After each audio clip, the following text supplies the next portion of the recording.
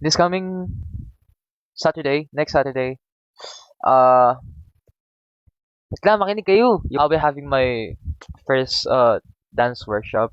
Narinig niyo yun, dance workshop. This coming Saturday, which is 22 or 21, I'm not sure what date it is, but on Saturday, I'll be having my first ever dance workshop, and I'll post the details naman so para malaman nyo na maayos. I'm just announcing it para alam nyo, di ba?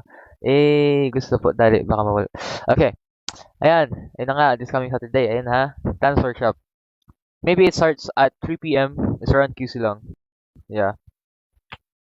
Saan? That's a good question. We'll post it later. I'll post it later. Once, maybe tomorrow. For fine, maybe, basta. Later, tomorrow, yeah.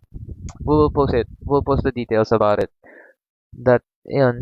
Just gonna, sinabi ko lang sa inyo para you guys are aware na and you guys will wait na lang sa announcement kung saan and what time and what's the privilege. Like, ganun. Punta-punta doon. May mangyayari rin doon after ng dance class. So, yeah, chill lang kayo. Ayun, sana po marami pumunta. I think around 50 people ata yung allowed to go there or 40.